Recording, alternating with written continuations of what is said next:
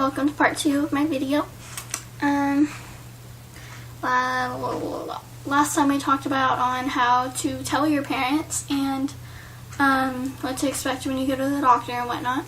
Now I'm going to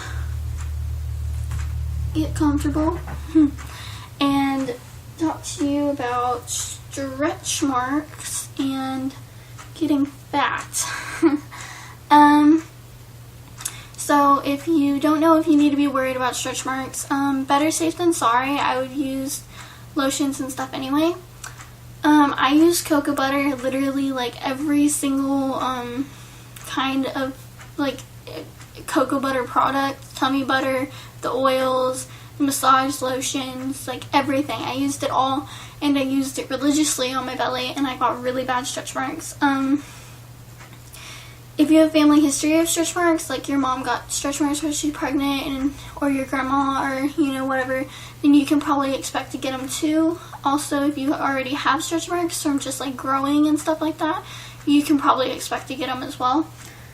I suggest using this little number. It's called Bio Oil. You can get this at Walgreens or CVS, Babies R Us or Toys R Us. This is the box that it comes in. It's a little bit expensive considering just how small this is, and you do kind of go through it fast, but the results are totally worth the price because it's much cheaper than having to go get like laser surgery to get rid of them in the future.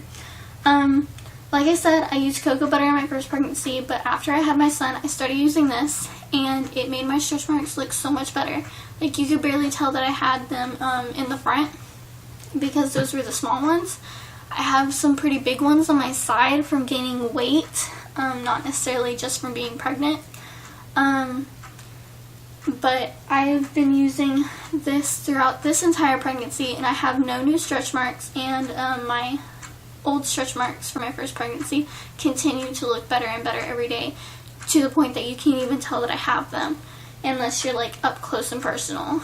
And I'm actually at a point where I think it's safe to say that I'm probably going to wear a bikini again. That's just how well that stuff works. So I really suggest it. Again, it's called Bio Oil, and it smells good. It's in oil, so it does get oily on your hands and stuff like that. But again, it's totally worth it. It's something I definitely suggest getting. Also with weight gain, with my first pregnancy, as I said, I gained a lot of weight. I gained 30 pounds because my doctor told me not to gain any more than 30 pounds. So, and most pregnancy books will tell you that. Yeah, that doesn't mean to gain 30 pounds, and it doesn't necessarily mean it's okay to gain 30 pounds. You can gain anywhere from 10 to 30 pounds, and you'll be just fine. So, as I said in my first pregnancy, I gained 30 pounds, and I went from a size 1 pants to a size 7 after pregnancy, and that was the biggest I've ever been in my life. I didn't have much time in between my pregnancies, but I managed to drop like 20 pounds before I got pregnant again. And so far, as of my last doctor's checkup, which was last week, I have only gained 24 pounds in this pregnancy, and you are like third trimester, you're supposed to probably gain like about a pound a week because of the baby. So I think that I'm doing pretty good. I don't wear maternity clothes in this pregnancy. So I've been doing pretty good. So, you don't need to gain a lot of weight. In fact, I would suggest just trying to eat healthy. Don't eat for two, literally. Don't eat like an amount for two. Just make sure what you're eating is really healthy, and make sure to be taking your prenatal vitamin because that's all for baby and keeping you healthy. Because the baby's going to take what it needs whether you provide it or not. So just keep in mind, you don't need to be eating like chocolate cake every day. So I know it's hard, but don't give in to all your cravings. Maybe find substitutes and stuff like that. If you don't have a pregnancy book, you should go get them. Like what to expect when you're expecting. I like that one. I know people that say that it's like totally bullcrap, but I really liked it. I liked reading it. It let me know what was going on with the baby and stuff like that, and it has a lot of, you know, stuff in it that will answer your questions. Also, if you have a smartphone, Baby Center has an app, so just look up Baby Center, Baby Center, look that up, and that's a really helpful app, especially if you want like a day-by-day checklist thing. I really like it. I enjoy it. I've been using that throughout this pregnancy, and I really like it. My next little advice would be about relationships with the baby daddy. Whether you're in a relationship with them or not, whatever the case might be, if you're planning for them to be a part of the child's life, my number one advice is don't try to force them to grow up. It's the biggest mistake you can make. They will grow up on their own time. Guys mature a lot slower than girls. And also when it comes to babies, the second we find out we're pregnant, the second we see that little plus sign on a stick, the second we feel the baby move or hear the heartbeat, you know, those kind of things, we instantly become a mother. It's like in our nature. And for guys, sometimes it doesn't click like that. Sometimes it doesn't even click for a guy when they first hold their baby. And it's a sad and an unfortunate thing, but it happens. So you just really have to give it time. It's one of the downsides to being a teen mom.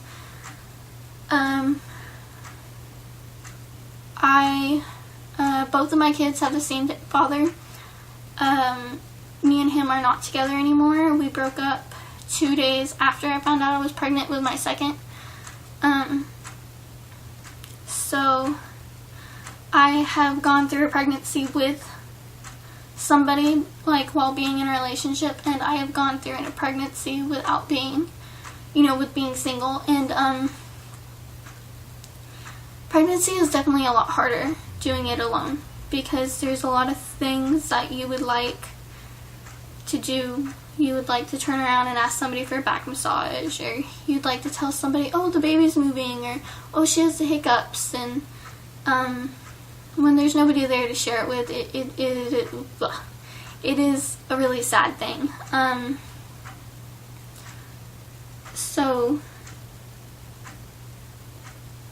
It's also very hard because you can't be selfish. There are a lot of times that I've been very depressed and just wanted to get away from it all, and there's just so much to think about, because with having a child, I can't just get up and leave. And also with being pregnant, I can't get up and leave because, what if I went for a walk and got hurt, and, it wouldn't be just my life at risk, it's also the baby's. It's really hard to all of a sudden not be able to be selfish, not even for a second. The most selfish thing I can do is, eat like a piece of cake. Really, honestly, that's the most selfish thing I can do. So it's hard to change your mindset, but it's something you're gonna have to end up doing. Also with the relationship advice, you definitely need to sit down and have a talk with your partner about parenting styles and whatnot, and also you need to talk to each other's families. Try to spend more time with each other's families, getting to know everybody, because whether this is something that my aunt told me when I found out I was pregnant, that was kind of a common sense kind of thing, but it was nice to have it put into simple words. No matter what happens, whether you two end up getting married, or you two end up breaking up, or he's a part of your kids' lives, or whether he's not. One thing will never change, and that's the fact that you both are the parents of this child, and you will forever be mom and dad. And you know, that fact just doesn't go away. So with that being said, you are forever in each other's lives, and even if it's only a memory. So you do need to be getting to know each other's families, most definitely. I know that might be hard. Maybe one family doesn't really accept the fact that y'all are having kids, or, you know, whatever. But if it is possible, you definitely want to be on good terms with their family, and you also want to see what they're like when it comes to raising kids. Because, you know, it's your kid, and being a new mom, you're always going to get unwanted advice and input from other people. Even if someone just sees you in the grocery store and sees that you're pregnant, or that you have a newborn with you, someone's going to want to give you advice. But once they see that you're a teenager, you know, they're automatically probably going to pass judgment on you and think that you're not qualified. And the same goes with family. They could probably think the same thing. And so you really need to talk to family about it and be like, you know, this is what I want for my kid, this is important to me, and, you know, simply tell them, you know, this is how things are gonna go, and you know, just make sure nobody comes in and tries to take over for you. I know that it's easy, especially if you're a teenager, you know, being so used to being selfish all the time. It's easy for you to be like, you know, like, accept the help and think that it's okay because you're like, oh, they're family, they want to help. Taking help to maybe go out once a week with friends at night is okay. Doing it every night and whatnot is not okay. Don't take more help than you need, definitely. And just always remember you're the mom and you make the rules. If you have an opinion or you don't agree with something that someone's doing, then that person needs to back off because you're the mom. And if someone doesn't agree with what you're doing, unless you're like beating your child, then that person needs to back off because you're the one that makes the rules ultimately for your child legally. And like, that's just the way it is, you know, you're the mom, that's how things are supposed to be.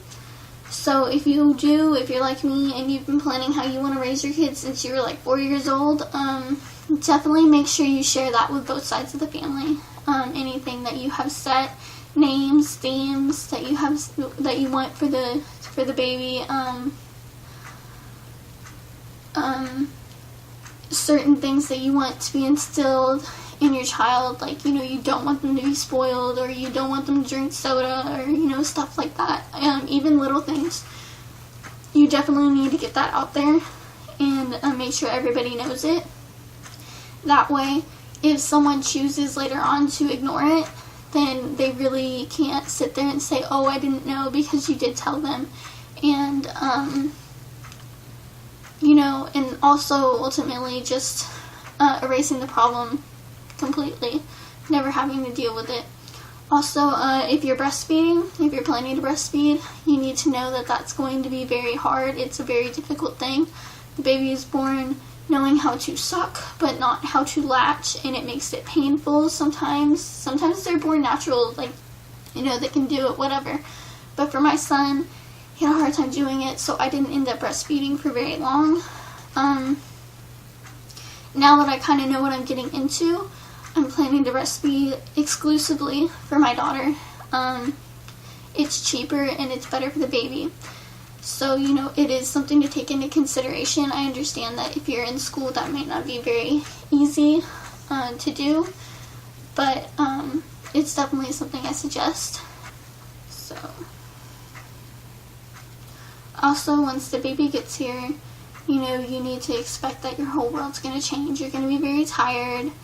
And if you're expecting twins, or, you know, whatever, like, you're going to be really, really tired. Like, so you just really need to be thinking about that, what it's going to be like when the baby gets here.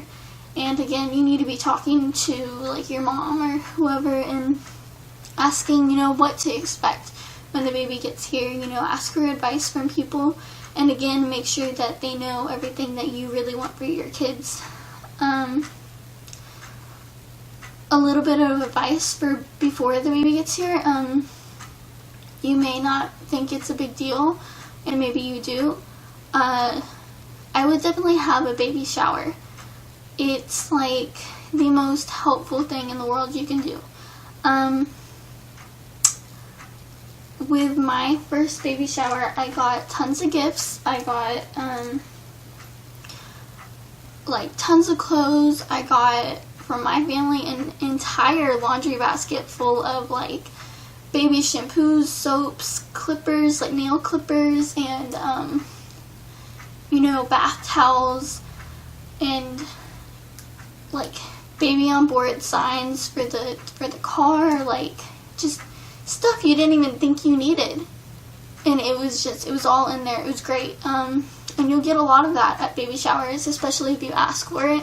Also, a great and helpful thing, I didn't have to buy a box of diapers until my son was probably like 6 months old.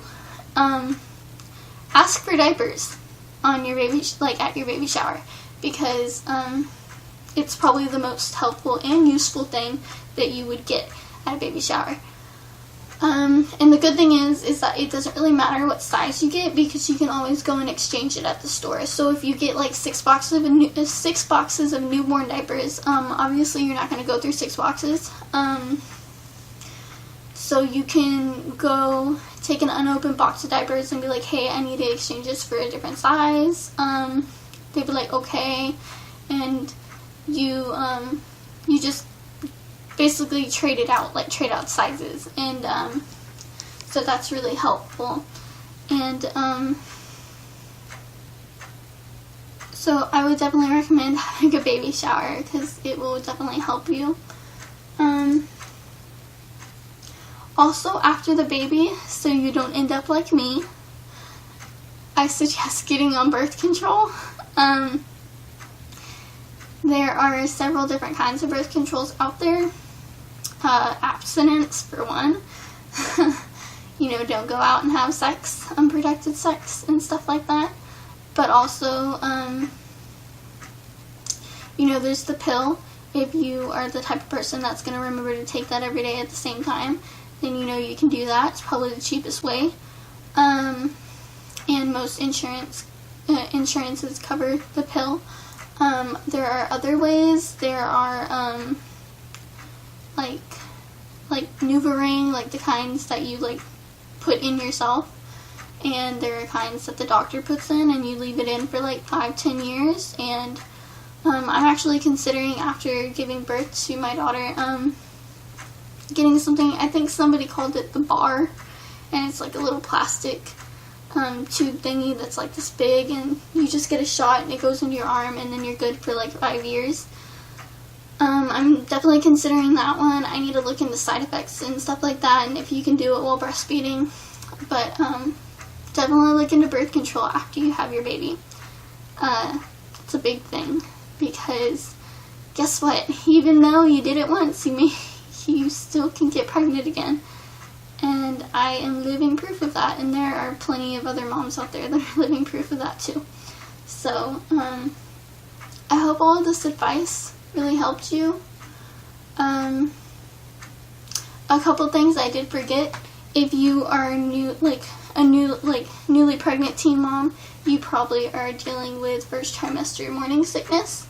And if you are dealing with that, something that I used were Preggy Pops.